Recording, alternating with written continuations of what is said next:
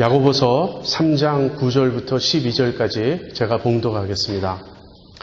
이것으로 우리가 주 아버지를 찬송하고 또 이것으로 하나님의 형상대로 지음을 받은 사람을 저주하나니 한 입으로 찬송과 저주가 나는도다. 내 형제들아 이것이 마땅치 아니하니라. 샘이 한 구멍으로 어찌 단물과 쓴물을 내겠느냐. 내 형제들아 어찌 무화과 나무가 감람 열매를 포도나무가 무화과를 맺겠느냐. 이와 같이 짠 물이 단물을 내지 못하느니라. 지난주에 저희가 혀의 파괴력에 대해서 살펴보았습니다. 우리가 야고보 선생의 가르침을 통해서 혀가 얼마나 파괴적인 것인가 이 말씀을 상고했는데, 혹시 여러분 지난 한 주를 사시면서 정말 그래, 혀는 정말 무서운 거야, 정말 엄청난 것이야, 혹시 이런 체험을 하셨습니까? 삶에서 우리의 경험을 통해서 야고보 선생의 가르침을 확인하셨습니까? 저는 아주 그냥 깊이 뼈저리게 또 느꼈습니다. 지난 한 주 내 말로 인해서 상처받은 사람은 없는가 한번 생각해 보세요. 내가 기준이 아닙니다. 내 생각에 나는 말로 실수한 게 없는 것 같아. 그렇게 내 생각으로 말하지 마시고요. 혹시 내 주변에 나 때문에, 내 말 때문에 상처받은 사람은 없을까 한번 생각해 보시기 바랍니다. 또는 내 말로 하나님의 영광을 받으셨는가 한번 생각해 보세요. 우리가 이렇게 우리의 삶을 곰곰이 되돌아볼 때 혀가 정말 무서운 것이구나, 혀가 정말 파괴적인 것이구나 하는 야고보 선생의 그 지적에 동의하지 않을 수 없습니다. 혀, 즉 언어 생활에 대해서 야고보 선생이 주시는 그 가르침, 우리가 꼭 기억해야 될 두 가지가 있습니다. 첫 번째는 이 혀의 중요성이에요. 언어 생활의 중요성이에요. 하나님 앞에서 바른 경건의 삶의 모습은 어떤 것인가? 그것은 영웅적인 어떤 희생적인 삶의 모습이 아닙니다. 그것은 엄청난 어떤 사랑의 행동을 하라는 요구가 아닙니다. 제일 먼저 나의 말, 내가 내 입으로 어떻게 말하느냐 하는 여기서 출발한다는 거예요. 이 혀의 중요성을 인식해야 됩니다. 하나님이 우리에게 원하시는 것은 우리의 언어가 순결한 것이 되는 거예요. 우리의 언어로 다른 사람 상처 주지 않고, 우리의 언어로 하나님을 욕되게 하지 않고, 우리의 말이 진실되고 덕을 세우고 하나님의 영광을 드러내는 그러한 말이 되기를 원하십니다. 그래서 진정한 그리스도인의 삶, 진정한 경건의 삶의 출발은 다른 어디에 있지 않고 내 언어 생활 거기에 있다. 이 점을 우리가 기억해야 하겠습니다. 두 번째, 그렇게 중요한 경건의 영역임에도 불구하고 혀는 정말 우리가 다스리기 어려운 것입니다. 혀는 굉장히 파괴적인 것이에요. 혀가 얼마나 파괴적이고 위험한 것인지 우리가 그 점을 아주 깊이 자각하지 않는 한 우리의 언어 생활은 개선될 여지가 없을 것입니다. 지난주 본문에서 제가 두 절만 다시 읽어드리겠습니다. 6절이에요. 혀는 곧 불이요 불의의 세계라. 혀는 우리 지체 중에서 온몸을 더럽히고 생의 바퀴를 불사르나니 그 사르는 것이 지옥불에서 나느니라. 8절. 혀는 능히 길들일 사람이 없나니 쉬지 아니하는 악이요 죽이는 독이 가득한 것이라. 이것이 혀의 문제입니다. 혀는 정말 악해요. 혀는 파괴적이에요. 그리고 큰 어려움은 혀를 우리가 컨트롤할 수가 없다는 거예요. 새나 짐승이나 다른 모든 것은 사람에게 길들여집니다. 그러나 작은 지체인 우리 몸의 일부인 이 혀는 길들일 사람이 없다고 야고보 선생은 지적합니다. 이 두 가지 점, 언어 생활이 얼마나 중요한가, 그럼에도 불구하고 이 혀는 얼마나 다스리기 힘든 것인가, 이 점을 우리가 깊이 명심할 때 비로소 우리의 삶에 변화가 일어날 것이라고 생각합니다. 오늘은 그 8절에 이어서 9절부터 12절을 우리가 묵상하도록 하겠습니다. 이 본문에서 야고보 선생은 혀의 문제를 좀 더 자세히 그리고 좀 더 심층적으로 설명합니다. 내용을 두 가지로 요약할 수가 있겠습니다. 첫 번째는 혀의 이중성이에요. 우리가 한 입으로 두 말 한다는 거예요. 이것이 9절과 10절의 내용이고요. 그 다음에는 혀의 근본 문제입니다. 이 혀가 이렇게 이중적이고 기만적이고 파괴적인 이 문제를 지니고 있는데 그 문제의 뿌리는 어디에 있는가 하는 것입니다. 그래서 이 점은 11절과 12절에서 다룹니다. 이 두 주제를 우리가 차례대로 살펴보도록 하겠습니다. 먼저 혀의 이중성, 우리가 한 입으로 두 말하는 그 문제를 살펴보겠습니다. 9절과 10절이에요. 다시 본문 보겠습니다. 이것으로 우리가 주 아버지를 찬송하고 또 이것으로 하나님의 형상대로 지음을 받은 사람을 저주하나니 한 입으로 찬송과 저주가 나는도다. 내 형제들아 이것이 마땅치 아니하니라. 한마디로 한 입으로 우리는 하나님을 찬송하고 또 사람을 저주한다. 한 입으로 두 말 한다. 야고 선생은 이렇게 지적하고 있습니다. 이 말이 사실인가요?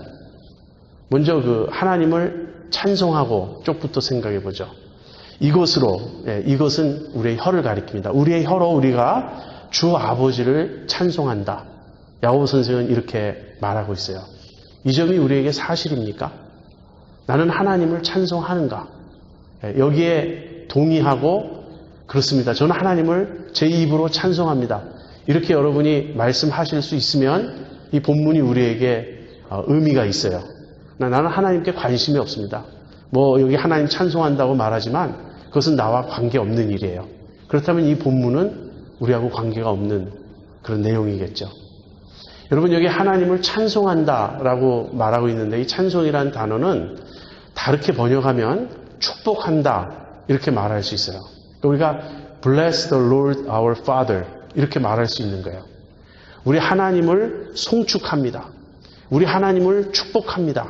이렇게 이제 표현할 수 있는 것이죠. 그래서 축복한다라는 말은 무슨 의미인가? 축복이라는 것은요, blessing이죠. 다른 사람을 bless 하는 것인데, 축복이라는 것은 그 대상이 잘 되기를 바라는 마음입니다. 그 대상이 잘 되기를 바라는 것을 축복이라 그래요. 그래서 이것은 선한 의지, 선한 뜻에서 나오는 것입니다. 내 속에 good will이 있어요. 선한 뜻이 있어요. 상대방에 대해서. 상대방이 잘 되기를 원하고 그의 유익을 구하는 마음이 내 속에 있어요. 그래서 잘 되도록 기원하는 마음 또는 기원하는 행위가 축복하는 것이에요. 그러니까 우리가 하나님을 바라보면서 하나님을 축복할 때, 하나님을 송축할 때 그 말의 의미는 무엇인가? 그것은 하나님이 마땅히 받으셔야 할 경배와 찬송을 받으시기를 원하는 겁니다. 하나님의 이름이 높임을 받으시기를 원하는 겁니다. 모든 만물이 하나님을 인정하기를 원하는 것입니다. 하나님께 없는 어떤 것을 내가 하나님께 보태드리거나 더해드린다는 뜻이 아니고요. 하나님을 인정하는 것이에요. 하나님이 마땅히 받으셔야 할 그 영광과 찬송을 받으시기를 원하는 것. 그것이 하나님을 축복하는 것입니다. 여러분 내 안에 그런 마음이 있나요? 내 마음에 정말 하나님을 축복하는 마음이 있나요? 제가 지금 여러분에게 던지는 이 질문은 내가 내 입으로 찬송가를 부르느냐 하는 질문이 아니에요. 우리가 예배에 참석했을 때 이 앞에 찬양 인도자들이 이제 가사를 띄우면서 찬양을 인도합니다. 그때 내가 따라 불렀느냐 하는 질문이 아니에요. 우리가 입으로 하나님을 찬송한다는 그 말을 꺼낼 수가 있습니다. 지금 그 말을 하는 게 아니에요. 야고보는 중심에서 그렇게 하느냐 하는 것입니다. 야고보는 그렇게 인정하고 있어요. 우리가 정말 중심에서 진심으로 하나님을 찬송한다. 그 점을 부인하는 게 아니고요. 그 점을 인정하는 거예요. 그 점을 인정할 때 문제가 발생하는 거예요. 그러나 어쨌든 우리가 그 점을 확인하고 넘어가기를 원하는 겁니다. 여러분의 마음에 하나님을 송축하는 마음이 있습니까? 그것이 있어야 우리가 그리스도인이죠. 여러분 어제 아마 여러분 다 그렇게 예상하셨을 거예요. 우리 목사님 오늘 설교 때 반드시 축구 얘기할 거다. 여러분의 예상을 깨뜨리지 않고 제가 꺼냅니다. 어제 새벽 여기 시간으로 4시 반에 이제 한국과 그리스전 축구가 있었죠. 아마 많은 분들이 보셨을 거예요. 이제 저는 혼자 봤습니다. 다 가족들 자는데 혼자 보고 있는데 후반전 시작하고 박지성이 두 번째 골을 넣었잖아요. 얼마나 제 마음이 기쁘던지 혼자서 막 박수를 쳤어요. 그때 막 소리를 지르면 온 가족이 깰 테니까 그냥 박수를 막 쳤습니다. 그러면서 내 마음속에서 어떤 말이 막 솟아나왔냐면요. 그래, 이래야 박지성이지. 정말 박지성이야. 너무너무 잘했어. 정말 훌륭해. 여러분, 이게 찬송이에요. 인정하는 거예요.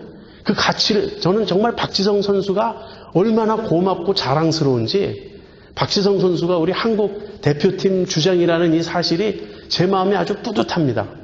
어제 그 하루 종일 마음 한구석이 굉장히 기쁘고 든든했어요. 근데 나중에 생각해 보니까 새벽에 내가 축구를 봤구나. 그래서 박지성 선수의 가치를 제가 인정하는 겁니다. 뭐 그러지 않으신 분들도 있겠지만 아마 대부분의 한국 사람은 저와 동감이실 거예요. 우리가 하나님을 그렇게 느끼느냐 하는 것이에요. 하나님을 이야기할 때 내 마음속에서 주님의 높고 위대하심이 느껴지는가? 하나님은 찬송받으셔야 마땅한 분이다. 정말 하나님은 좋으신 분이다. 거룩하신 분이다. 하나님은 진실하시고 의로우시고 선하신 분이다. 정말 이 하나님이 계시는 이것이 나에게 최대의 기쁨이고 하나님은 찬송받으셔야 마땅한 분이다. 이런 내 마음의 공감, 공명이 일어나고 있느냐 하는 것입니다. 이것이 지금 야고보 선생이 먼저 전제하고 있는 내용이에요. 이것으로 우리가 혀로, 하지만 사실 혀 이전에 우리의 마음 중심에서부터 우리가 하나님을 찬송합니다. 하나님을 축복합니다. 여기까지는 참 좋아요. 그런데 문제는 그 뒤에 다른 또 행동을 한다는 거예요. 똑같은 입으로. 두 번째 행동은 뭐죠? 같은 입으로 사람을 저주합니다. 아까 제가 축복은 그 대상이 잘 되기를 바라는 마음이라고 여러분에게 말씀드렸어요. 그렇다면 저주는 무엇이죠? 저주는 그 대상이 안 되기를, 잘못되기를, 한 걸음 더 나가서 아주 망하기를 바라는 것이 저주하는 것이에요. 그 저주는 궁극적으로 어떠한 마음이냐면 지옥에나 떨어져라. 너는 영원히 망해버리고 말아라. 그걸 기원하는 마음이 저주인 거예요. 근데 우리가 누구를 저주하냐면 사람을 저주한다는 거예요. 근데 문제는 이 사람이 어떠한 존재냐면 하나님의 형상으로 지음받은 존재라는 거예요. 여기에 문제가 있어요. 우리가 앞에서 하나님을 찬송하는 존재가 아니었다면, 우리가 우리의 입으로 하나님을 송축하는 자들이 아니었다면 모순이 없을 거예요. 그러나 지금 모순이 있는 거예요. 갈등이 있는 것이고 말도 되지 않는 현상이 벌어지고 있는 것입니다. 하나님을 찬송했던 그 입으로 우리가 하나님의 형상대로 지음을 받은 사람을 저주한다. 이것이 야고보 선생이 지적하는 우리의 문제, 혀의 문제입니다. 얼마나 이중적이냐 하는 것이에요. 얼마나 간교하냐, 얼마나 위선적이냐. 여러분, 이게 우리의 문제 아닙니까? 근데 이런 반문이 있을 수 있을 거예요. 아무나 저주하는 게 아닙니다. 정말 못된 사람이 있지 않나요? 저한테 정말 해악을 끼친 그런 사람이 있지 않나요? 저주해야 마땅한 대상이 있지 않나요? 그렇게 생각이 들어요. 여러분, 조두순 사건 아시죠? 그때 제가 너무너무 화가 났어요. 이런 사람 겨우 징역 12년을 주는 게 어떻게 공평한가? 한 여자아이의 일생을 망치고 이 주머니를 차야 배변을 할 수 있는 그런 상태로 만들어 놓고, 저는 어린아이를 성폭행하는 사람들은 인간이 아니라고 생각해요. 얼마나 화가 나고 분한지. 그런데 최근에 또 그런 일이 일어났어요. 이런 사람은 저주해야 되지 않느냐. 우리가 이렇게 마음속에서 반론할 수 있지 않습니까? 사실 그런 반론 이전에 막 저주가 나오잖아요. 이런 못된 놈, 이런 나쁜 놈, 넌 임마 어떻게 되라, 막 그냥 이런 욕이 나오잖아요. 그래서 우리가 실제 저주해요. 그리고 저주해야 마땅하다는 의식이 우리 속에 아주 시퍼렇게 살아있어요. 그래서 이런 경우라면 야고보 선생의 지적에 동의가 안 되는 거예요. 뭐가 잘못입니까? 왜 저주하면 안 됩니까? 저주받아 마땅한 사람인데요. 우리가 하나님을 찬송하는 이유는 하나님이 찬송받아 마땅하신 분이기 때문이라면 세상에는 저주받아 마땅한 사람도 있지 않습니까? 근데 거기에 대한 대답은 이렇습니다. 사람은 미워하지 말라는 거예요. 죄는 미워하지만 사람은 미워하지 말라. 우리 하나님은 죄를 미워하시지만 죄인을 사랑하시는 분입니다. 그래서 우리를 사랑하셨어요. 그래서 오히려 주님은 거꾸로 가르치셨습니다. 너희를 저주하는 자를 축복하라. 축복하고 저주하지 말라. 악을 악으로 갚지 말고 선으로 갚고 선으로 악을 이기라. 정말 미운 것은 그 사람 안에 있는 죄요 악입니다. 문제는 그 사람이 정말로 회개하면, 그 사람이 정말 자기의 죄와 악을 깨닫고 그 악을 버리면 그 사람은 건짐받을 수 있어요. 그리고 사람이 살아있는 동안에는 그 일은 가능합니다. 근데 그 일이 가능하지 않은 때가 오죠. 언제죠? 사람이 죽고 나면 더 이상 그 사람은 자기 속에 있는 죄와 악을 버릴 수 있는 기회를 상실합니다. 그때는 그 사람이 악에 삼키게 되는 거예요. 죄에 사로잡히게 되는 거예요. 그 사람의 인격이 곧 죄가 되고 악이 되는 거예요. 그런 사람에게 남은 것은 무엇이죠? 심판입니다.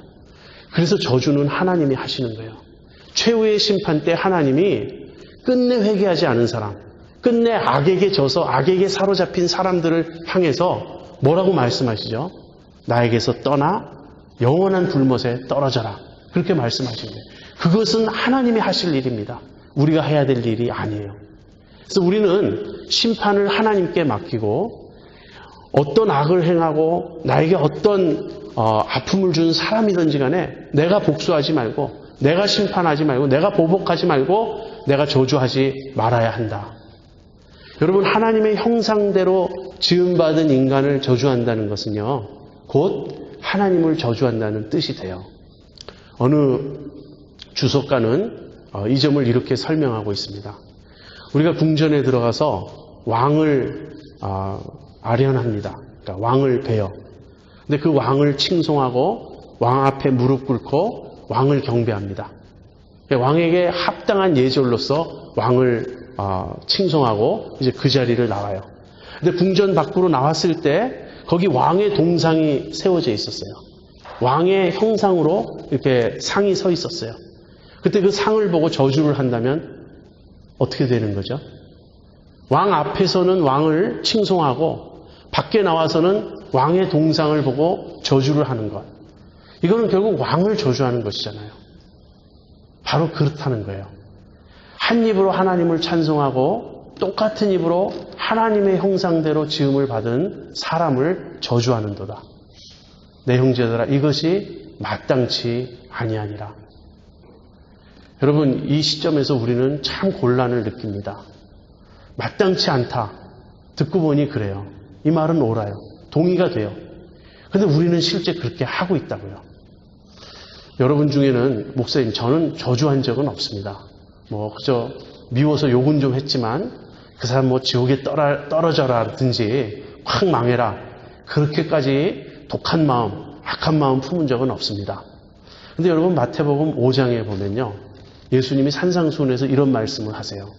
살인하지 말라 하는 계명 이전에 미워하는 것도 잘못이다. 그러면서 형제를 대하여 미련한 놈이라, 락하라 하는 자는 지옥불에 떨어지리라. 바로 내가 욕 좀 했다는 것, 그것이 저주예요. 상대방에 대해서 내 미움과 증오, 상대방의 인격적 가치를 인정하지 않는 것, 너는 이런 놈이야 라고 규정하고 판단하는 것, 그 모든 것이 사실 저주입니다. 내가 아주 그냥 도끼를 품고 주술적으로 주문을 외워가면서 상대방이 망하기를 비는 것만이 저주가 아니에요. 내 마음속에서 상대방을 인정하지 않고 상대방을 미워하고 상대방의 존재 가치를 부인하고 있을 때, 정말 너 같은 놈은 막 이런 마음이 치솟아 오를 때, 그것을 내 입으로 표현할 때 이것이 저주가 되는 거예요. 이것이 우리의 문제입니다. 혀의 이중성.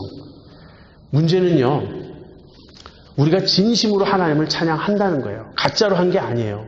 진심으로 하나님 찬양했어요. 그리고 또 진심으로 미워하고 욕하고 저주했던 겁니다. 자, 문제가 어디 있죠? 왜 우리가 이런 이상한 현상을 보이죠? 이상하지만 사실 아닙니까? 우리가 매일 경험하는 일 아닙니까? 여러분이 아니시라면 저하고 굉장히 다르신 거예요. 저는 매일 경험해요. 그래서 야고보 선생의 이 말씀이 저에게는 막 와닿는 거예요. 야, 여기 나를 위한 말씀이 있구나. 어쩜 내 속 사정을 이렇게 꿰뚫어 보는 분이 있을까? 여러분 그렇게 느끼지 않으십니까? 네, 그렇게 느끼실 거라고 저 생각합니다. 그러면 근본 문제는 어디에 있는가? 그 문제를 살펴보도록 하겠어요. 그것이 이제 11절, 12절에 나옵니다. 샘이 한 구멍으로 어찌 단물과 쓴물을 내겠느뇨? 내 형제들 어찌 무화과 나무가 감람 열매를, 포도나무가 무화과를 맺겠느뇨? 이와 같이 짠 물이 단물을 내지 못하느니라. 문제는 마음에 있다는 거예요. 혀의 문제의 그 근본 뿌리는 우리의 마음에 있다. 이것을 설명하기 위해서 야고보 선생은 샘과 나무의 비유를 듭니다. 여러분 샘을 생각해 보세요. 샘이란 땅속에서 물이 솟아나오는 것이죠. 그것이 샘이죠. 위에서 그냥 비가 와서 흘러가는 강물이 아닙니다. 이건 위에서 떨어지는 물이 아니고 밑에서 솟아나는 물이에요. 그렇다면 그 밑은 무엇이죠? 샘의 구멍의 밑은 지하수로 연결이 되죠. 안반 밑에 지하수가 있어요. 그 지하수가 지표가 이 얇은 곳을 뚫고 올라와서 밖으로 터져 나오는 게 그게 샘입니다. 그러니까 샘은 그 샘물은 무엇이 결정하냐면 샘의 근원인 밑에 안반 밑에 깔린 지하수의 물이 올라오는 것이에요. 즉 내면이 바깥을 결정하는 거예요. 지하수가 짠물일 경우, 지하수 속에 쓴물이 있을 경우 어찌 거기서 단물이 나올 수 있겠습니까? 그러니까 샘물을 예로 들면서 야고보가 설명하는 것은 겉으로 드러난 물 이전에 그 근원의 문제가 있다. 이겁니다. 우리의 혀의 문제는 마음의 문제입니다. 마음에서부터 이 언어가 표출되는 것이고 그릇된 언어가 나온다는 것입니다. 두 번째는 나무예요. 여러분 열매를 탓하면 무슨 소용이 있습니까? 무화과 나무에 가가지고 왜 여기는 감람 열매가 맺혔냐? 그러면서 감람 열매를 탓하면 너는 왜 감람이냐? 이걸 탓하면 무슨 소용이 있죠? 열매가 무슨 죄가 있습니까? 무화과 나무엔 무화과 열매가 맺히는 거예요. 열매는 누가 결정하냐면 열매가 독립적으로 맺히는 게 아니고 나무가 맺는 것이고 나무의 종류가 열매의 종류를 결정합니다. 그래서 지금 문제는 나무에 있다. 어떤 나무냐, 어떤 종류의 나무냐가 결국 거기 맺히는 열매를 결정하는 것이다. 그러므로 무화과 나무에 찾아가서 감람 열매를 요구할 수 없다는 거예요. 그리고 포도나무에 찾아가서 무화과를 요구할 수 없다는 것입니다. 자, 이 똑같은 내용을 주님이 마태복음에서 말씀하셨어요. 제가 두 구절을 여러분에게 소개하겠습니다. 첫 번째 구절은 마태복음 7장 16, 17절이에요. 주님이 이렇게 말씀하십니다. 그의 열매로 그들을 알지니 가시나무에서 포도를 또는 엉겅퀴에서 무화과를 따겠느냐. 이와 같이 좋은 나무마다 아름다운 열매를 맺고 못된 나무가 나쁜 열매를 맺나니. 이 말씀이 나온 배경은 거짓 선지자들을 삼가라 하는 그 명령에서였습니다. 근데 누가 거짓 선지자인지 어떻게 아는가? 그의 열매로 안다는 거예요. 그러면서 좋은 나무는 좋은 열매를 맺게 돼 있다. 나쁜 나무는 나쁜 열매를 맺게 되어 있다. 자, 여기서도 중요한 것은 열매가 아니고요, 나무예요. 어떤 나무냐가 열매를 결정하는 거예요. 그러니까 열매를 본다는 말은요, 나무를 본다는 말이에요. 열매를 보면 나무를 알 수 있어요. 우리의 혀의 문제는 우리의 마음의 상태를 반영하는 것이다 하는 것입니다. 또 마태복음 12장 34절부터 37절에 주님이 이런 말씀을 하십니다. 독사의 자식들아, 너희는 악하니 어떻게 선한 말을 할 수 있느냐? 이는 마음에 가득한 것을 입으로 말함이라. 선한 사람은 그 쌓은 선에서 선한 것을 내고 악한 사람은 그 쌓은 악에서 악한 것을 내느니라. 내가 너희에게 이르노니 사람이 무슨 무익한 말을 하든지 심판날에 이에 대하여 신문을 받으리니 내 말로 의롭다함을 받고 내 말로 정죄함을 받으리라. 이 본문의 배경은 예수님이 귀신을 쫓아내시자 서기관과 바리새인들이 예수님이 귀신의 왕 바알세불의 힘을 빌어서 이 귀신을 쫓아냈다 비방한 것입니다.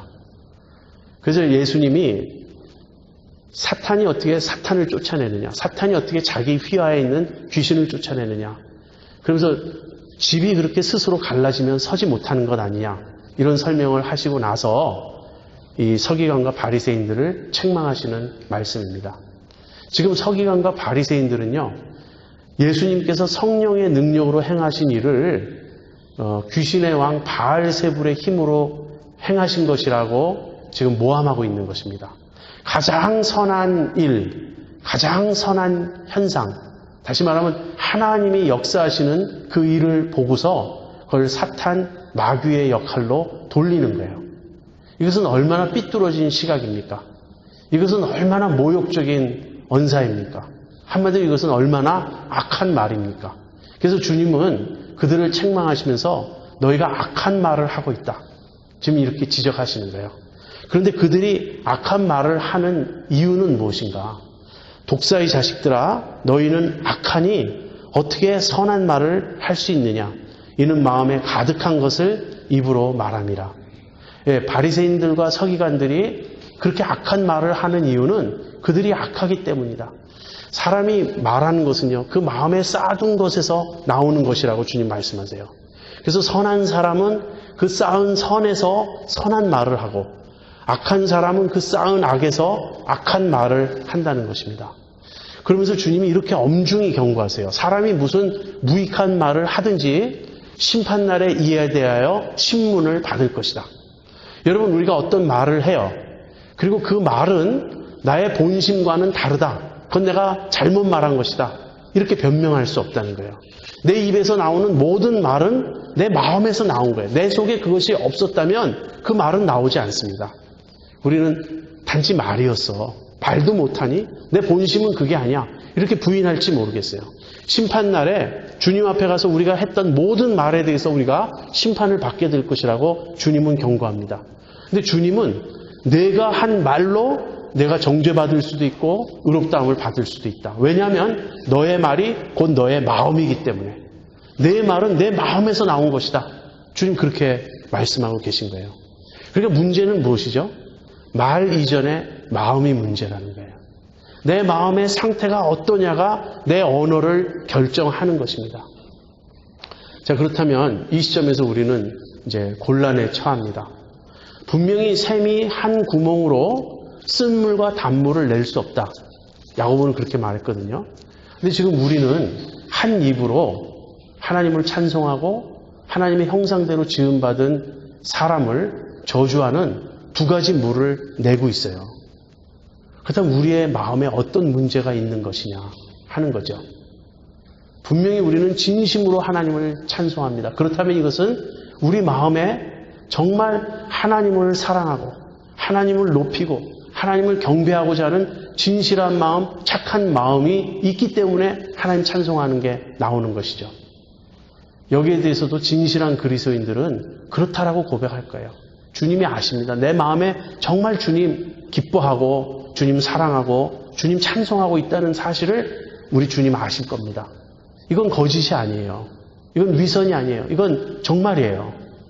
그래서 분명히 우리 입에서, 우리의 그 샘에서 단물이 나와요. 그런데 아까도 제가 여러분에게 지적한 것처럼, 설명해 드린 것처럼 정말로 우리가 미워하는 말을 하거든요. 형제를 저주하는 말을 하거든요. 욕하고 비방하고 모함하는 말을 우리가 하거든요. 판단하고 정죄하는 말을 해요. 그것 역시 본심이 아니었어. 말할 수 없는 거죠. 본심이었어요. 내 속에 미움이 있었어요. 내 속에 그 사람을 정말 싫어하고 그 사람이 안 되기를 바라는 그 마음이 내 속에 있었어요. 그러니까 내 속에서 한 입에서 또 쓴물, 짠물이 나오고 있는 거예요. 이것이 지금 혀의 이중성, 혀의 간교함, 다시 말하면 우리 마음에 이해할 수 없는 지금 곤란한 상태인 것입니다.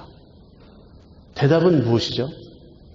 우리 마음에 두 가지 마음이 있는 거죠. 우리 속에. 두 가지 마음은 어떤 마음이죠?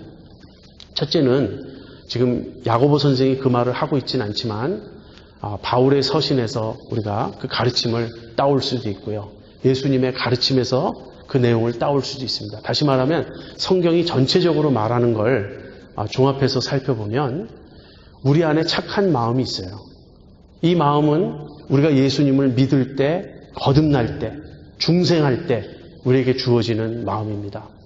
하나님께서 우리에게 새 마음을 주셨고요. 새 영을 주셨어요. 이것이 영적으로 거듭난 사람, 새로 태어난 사람, 중생한 사람의 특징입니다. 그래서 내 속에 진실한 마음이 이제 있어요. 정말 하나님을 사랑하고 하나님께 순종하고 싶고 하나님을 높이고 경배하고 찬송하는 그 마음이 내 속에 있어요. 이것이 예수 믿는 사람들, 정말 참으로 거듭난 사람들, 회심한 사람들에게 주어져 있는 마음 상태예요. 그렇지만 동시에 우리 안에 악한 마음도 있어요. 이 악한 마음을 뭐라고 부르죠? 죄라고 부르기도 하고 육신이라고 부르기도 하고 옛 성품이라고 부르기도 합니다. 이것이 우리 속에 있어요. 그래서 우리 속에 이 육신이 강하게 역사하고 작용할 때는 우리의 마음이 미움으로 가득 찹니다. 정말 상대방을 공격하고 싶고 비방하고 싶고 상대방이 안 되라고 막 그런 말을 내뱉게 되는 거예요. 이 두 마음 중에 어느 것이 우리의 본성입니까? 착한 마음이 본성이에요. 그게 예수 믿는다는 말의 의미입니다. 우리가 진심으로 그리스도인이 되었다면, 진정으로 그리스도인이 되었고 진심으로 우리가 주님을 믿는다면 주님이 우리의 본성을 바꿔놓으셨어요. 옛 성품이 아닌 새 성품을 주셨어요. 그래서 우리의 마음에는 야고보 선생의 이런 권면을 들을 때 찔림이 있고 회개하는 마음이 있고 정말 내가 고치고 싶은, 내가 주님 뜻대로 순종하고 싶은 마음이 일어나는 것입니다. 이게 우리의 본성이고요. 그러나 아직까지 우리 안에 옛 성품이 남아있어서 이 옛 성품은 이제는 우리의 본성이 아니에요. 이것은 언젠가는 사라질 어떤 것입니다. 언젠가 사라지죠? 우리의 몸이 부활할 때, 우리의 구원이 완성될 때는 우리 안에 있는 죄성이 다 멸하게 될 것입니다. 그러나 그때까지는 이 죄성이 우리 안에 남아있어요. 이 두 마음이 싸우는 것이 그리스도인의 삶 아닌가요? 그러니까 우리의 혀가 보여주는 바는 무엇이냐면 그 두 마음이 우리 속에서 싸우면서 우리가 계속해서 승리하지 못하고 계속해서 우리 안에 주어진 새 본성을 조차 행하지 못하고 자꾸 미움에 사로잡히고 육신에 사로잡히고 죄에 사로잡혀서 그런 쓴물, 그런 짠물을 우리 입으로 자꾸 낸다는 거예요. 그럼 어떻게 해야 된다는 말인가? 마음이 문제이기 때문에 혀는 내버려 두고 그냥 곧장 마음으로 달려가면 된다는 것인가? 그것은 아닙니다. 혀는 혀대로 우리가 절제하려고 노력해야 되고요. 혀의 문제는 혀의 문제대로 우리가 쳐서 복종시키려고 해야 합니다. 그러나 근본 문제는 마음에 있어요. 이 마음의 문제를 이제 야고보 선생은 13절 이하에서 다룹니다. 야고보 선생은 두 가지 지혜를 말해요. 하나는 위로부터 내려오는 지혜가 있어요. 위로부터 주어지는 지혜는 관용과 온순과 평화와 그런 마음을 우리에게 가져다 줍니다. 그런가 하면 또 다른 지혜가 있어요. 세상적이고 정욕적이고 마귀적인 지혜가 있습니다. 그래서 이 세상적이고 정욕적이고 마귀적인 지혜를 조차 행할 때는 우리 안에 다툼이 있고 시기가 있고 분열이 있고 불화가 있다. 무슨 말이죠? 마음의 문제를 다룰 때는 우리가 위로부터 오는 지혜에 순종하며 행해야 한다. 이것은 야고보 선생의 표현이지만 바울식으로 설명하면 성령의 충만을 받으라는 거예요. 성령의 지배를 받을 때 그것이 위로부터 오는 지혜를 조차 행하는 모습입니다. 그럴 때 위로부터 오는 지혜, 즉 성령의 다스림의 열매를 우리가 체험하게 될 것이에요. 그것이 마음을 해결할 수 있는 근본 치유책입니다. 그래서 우리의 마음이 성령의 지배를 받을 때, 위로부터 오는 지혜를 좇을 때 우리는 근본적으로 승리할 수 있고 혀의 문제를 해결할 수 있습니다. 그것을 이제 다음 시간에 좀 더 자세하게 여러분과 함께 살펴보겠습니다. 그러나 혀는 혀대로 우리가 늘 주의를 기울이고 조심해야 됩니다. 내 마음의 상태를 알 수 있는 하나의 그 창구가 내 말이에요. 지금 내가 어떤 말을 하고 있느냐를 보면 내 마음의 상태를 내 스스로 알 수 있어요. 내 형제들아, 사람마다 듣기는 속히 하고 말하기는 더디하며 성내기도 더디하라 그랬죠. 한번 그 점을 생각해 보세요. 내가 말을 절제하지 못하고 있나? 내가 다변인가? 자꾸 말이 내 입에서 그냥 계속 쏟아져 나오는가? 그것은 내 마음 상태가 지금 컨트롤되고 있지 않은 그런 상태입니다. 여러분, 철로 역정이라는 기독교 고전이 있죠. 존 버년이라는 분이 쓰셨는데요. 이 크리스찬이라고 하는 그 순례자가 이제 믿음의 길을 가는데 동행자가 등장합니다. 동행자가 여러 사람이 등장해요. 그 동행자들은 각각 다 은유예요. 뭘 보여주냐면 때때로 소망이라는 동행자가 있어요. 그럼 소망으로 사는 거예요. 믿음으로. 그런가 하면 한 번은 토커티브라는 사람이 동행합니다. 참 재밌죠? 수다쟁이. 다변가가 이제 순례자와 동행을 해요. 근데 그 철로 역정의 내용에 얼마나 이 다변가를 잘 묘사했는지 말을 너무 잘해요. 성경에 대해서, 교리에 대해서, 신앙생활에 대해서 아주 유창하게 쏟아놓습니다. 그런 말뿐이에요. 행함은 없어요. 그래서 그 존 버년이 또 존 버년을 통하여 우리의 그 청교도 영적 선배들이 우리에게 주는 교훈은 무엇이냐면 다변을 조심하라. 말을 많이 하는 것은 영적인 것이 아니다. 그것은 세속적인 것이고 육적인 것일 가능성이 높다. 그래서 과거에 우리 믿음의 그 선배들 중에는 말을 많이 하는 것이 위험하다고 생각하신 분들이 많았습니다. 우리가 이런 점을 생각하는 거죠. 내가 자꾸 컨트롤 되지 않고 수다를 계속 떨고 있나? 말을 하는 것이 너무 재밌고 말을 계속 할 때 쾌감을 느끼는가? 그것은 우리의 지금 심령 상태가 썩 건강한 편이 아닐 거예요. 그런가 하면 항상 말이 다른 사람을 칭찬하기보다 자꾸 부정적으로 가고 다 좋은데 하면서 뒤에 꼬리로 붙는 것이 꼭 비판하는 말이 뒤따르고 내 언어가 그렇게 불순한, 순결하지 않은 그런 언어가 자꾸 나온다면 그거를 경계해야 된다는 거예요. 그래서 무슨 우리가 돛 닦듯이 마음을 닦으라는 얘기가 아니고 성령을 조차 행하는 이 삶과 언어의 절제가 동시에 이루어져야 한다는 거예요. 여러분, 다음 주까지 한 주간 동안 한번 우리가 이 점에 좀 주의를 기울이고 이 점에 힘써 봤으면 좋겠어요. 우리들 언어 생활, 내 혀를 조심하자. 내가 혀로 정말 하나님께 영광 돌리는 한 주간의 삶을 살아보자. 그럼 아마 우리가 금방 혀가 얼마나 컨트롤하기 힘든 것인지, 얼마나 이렇게 그 혀가 정말 간교하고 나를 속이고 혀가 파괴적인지 우리가 뼈저리게 느끼게 될 것입니다. 그러나 이 둘은 둘 다 필요합니다. 혀는 혀대로 절제하고 그러면서 근본적으로 위로부터 오는 지혜를 조차 행하는 그러한 마음의 그 성령의 지배를 받는 그 일도 병행해야 할 것입니다. 여러분, 야고보 선생은 아주 실제적으로 우리에게 혀에 대한 권면과 가르침을 주고 있습니다. 우리가 이 문제 하나에서 정말 순종할 수 있다면 혀는 굉장히 작은 것 같고 언어 생활이란 굉장히 하찮아 보이지만 사실은 우리 삶에 혁명이 일어날 것입니다. 우리 교회 분위기가 완전히 달라질 것이에요. 저부터 실천해야 된다는 생각을 지금 깊이 하고 있어요. 우리 다 한 주일 동안 정말 혀를 조심하고 혀로서 하나님께 영광 돌리는 삶을 살기를 바랍니다.